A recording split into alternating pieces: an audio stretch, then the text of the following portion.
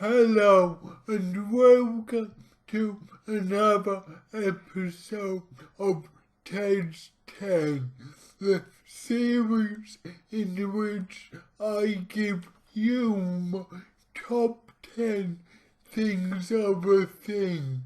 Yeah, simple concept, much like you watching this video till the end and pressing that lovely like button.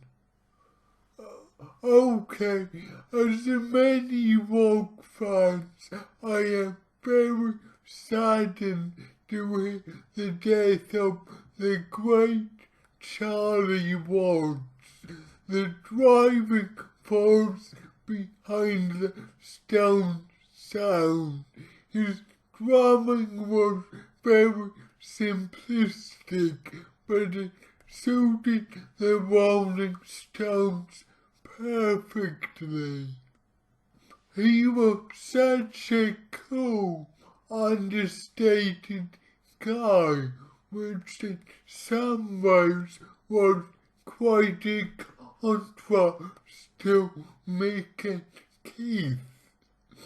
It was therefore my plan to do one list of my 10 best Stone songs, but after sketching that, I found they all were songs with Mick Taylor, and nearly all were from the great Sticky Fingers album.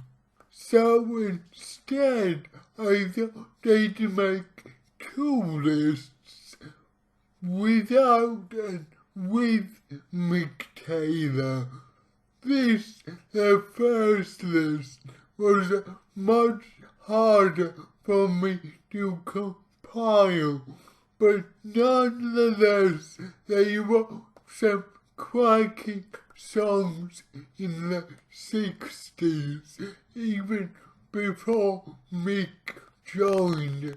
They became, in my opinion, a serious guitar-based rock band rather than a good blues-based 60s band. Though in compiling this list, it became obvious that it was the Beggar's Banquet album from 1969, where the sound started to turn and they became more guitar-based.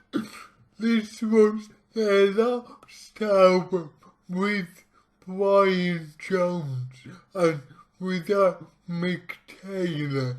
So yes, as you can imagine, there's a few songs from that album in this list. So here's my 10 best Rolling Stone songs before Mick Taylor joined. At number 10 is Satisfaction. I can't get no satisfaction. I can't get no curly action. What can you say about the song that hasn't been said before? There's nothing complicated musically or lyrically about it. It's just a really fun blend of blues and 60s pop, recorded in 65 with a guitar sound quite innovative for its time. In fact, it was only meant to be a demo, and the guitar was meant to simulate a saxophone, but they thought it sounded good enough and kept it, and I agree. The guitar sound does give me satisfaction. At number 9 is Get Off of My Cloud.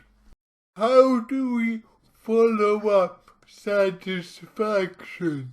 Well, the answer is by telling people to get off your case, asking for another satisfaction, which basically is what this song is. Also coming out in 65, this has a very similar bluesy and poppy feel to Satisfaction, but I slightly prefer the tune, which is why it's at number 9. And it also features Charlie Watts doing what he does best, laying down a simple but powerful beat that just holds the song all together. Just wonderful. At number 8 is Under My Thumb. This song is only a year after the previous two, and you can really hear how their songwriting had developed. The lyrics are so dark and sinister, I don't know if they're quite okay, and it has a perfect tune and group to back them up.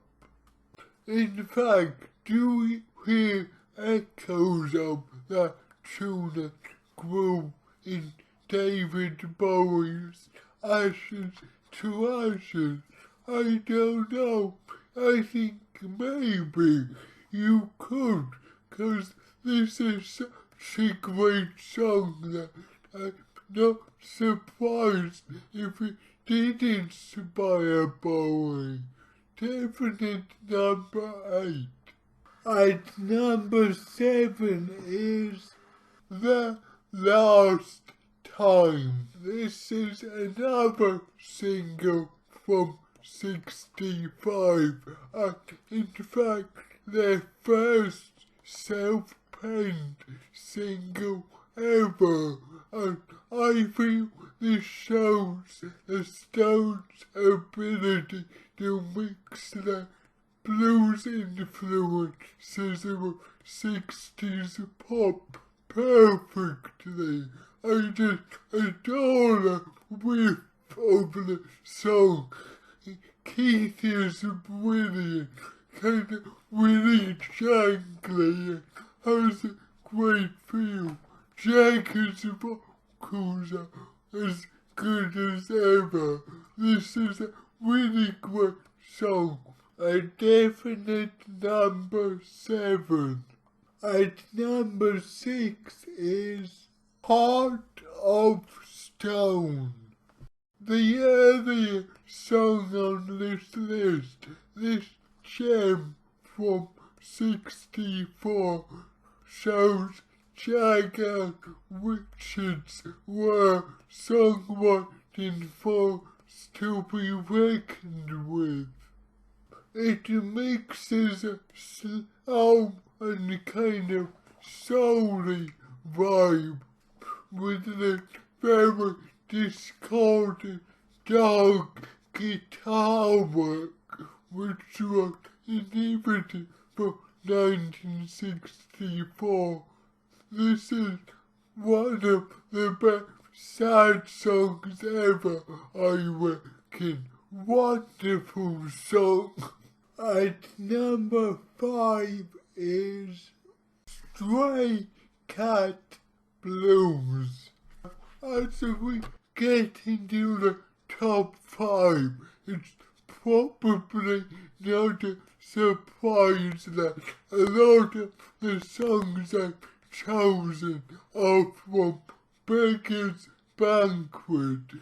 Beggar's Banquet was from '69, the last album with Brian Jones and without Mick Taylor, and you can hear Keith let it rip more, and it definitely paved the way for the Stones to become a more guitar-oriented band.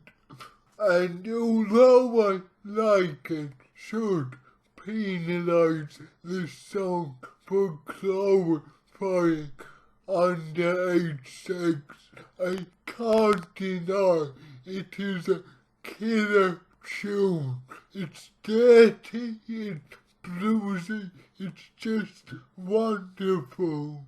And Keith shredding some killer riffs.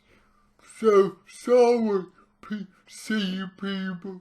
I hope I'm a progressive and I don't advocate the song lyrically.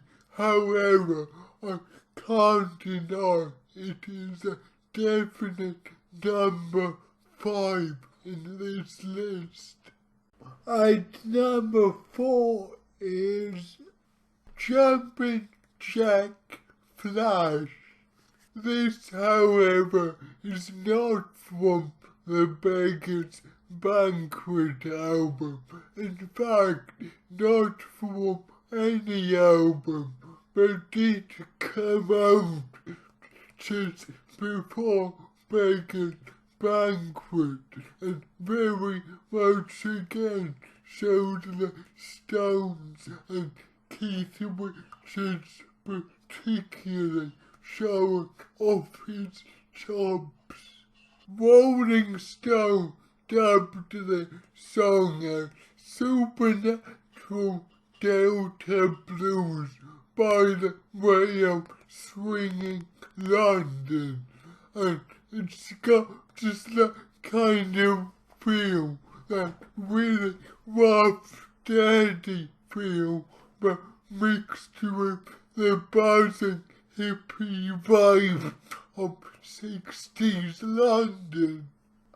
I can't think of many other bands capable of writing songs that make you want to dance and walk out simultaneously, and this is a proof the Stones could do that.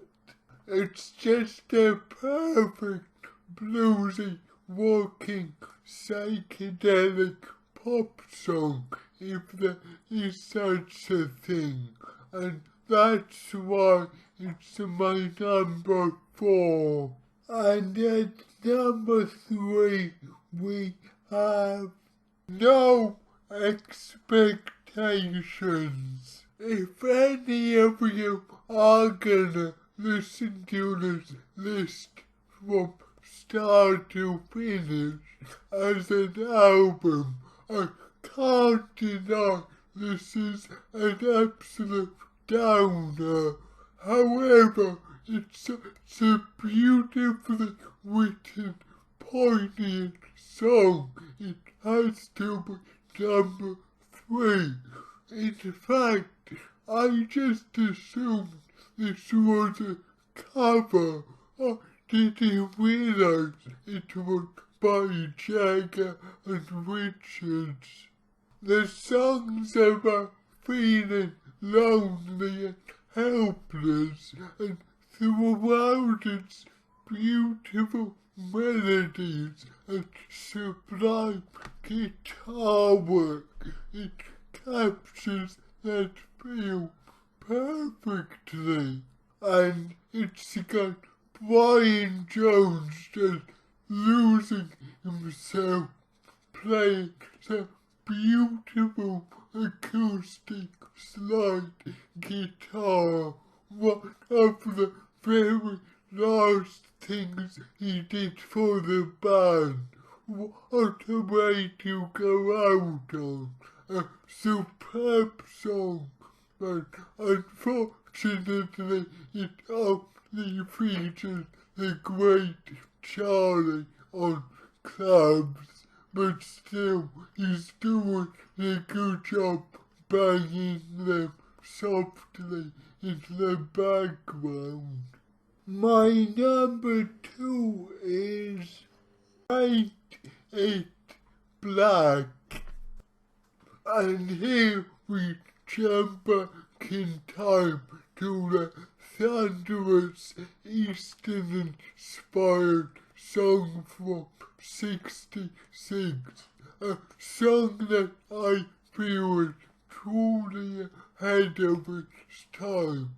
In fact, it's one of those early songs you listen to, like Queen's She Was Like a Bearded Rainbow, and think, damn, if this was just recorded a few years later, it would have been so heavy. But nonetheless, it's pretty damn heavy with mid-60s production.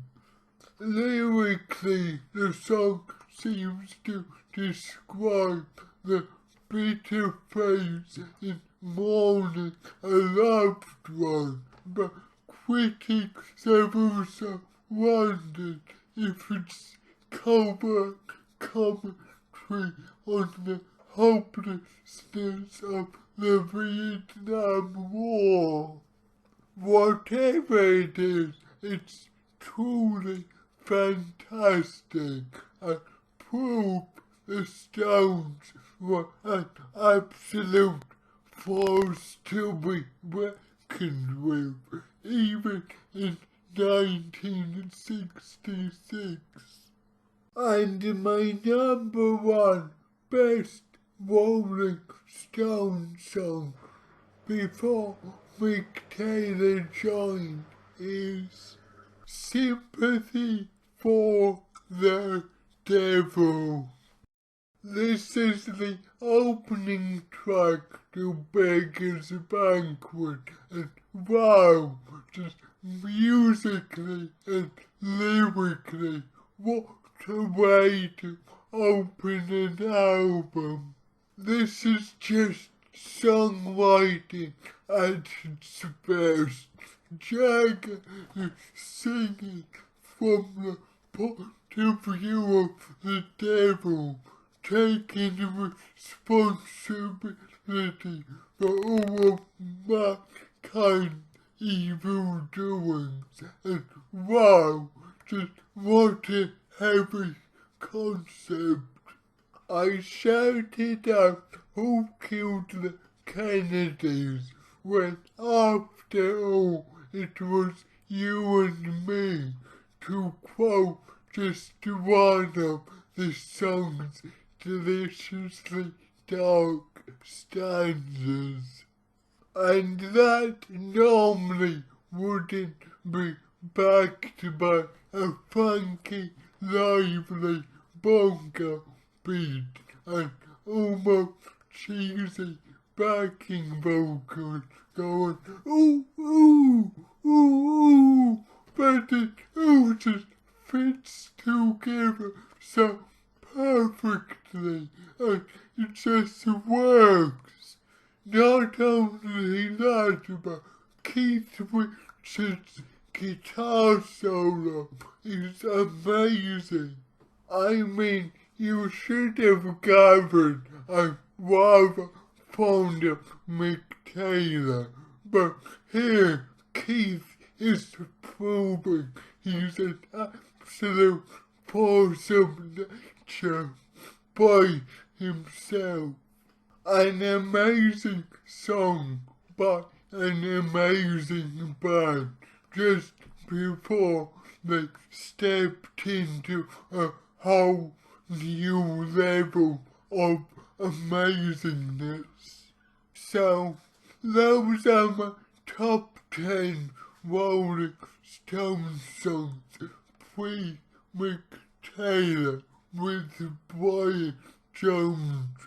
Please tell me what you think. Like this video and subscribe to the channel.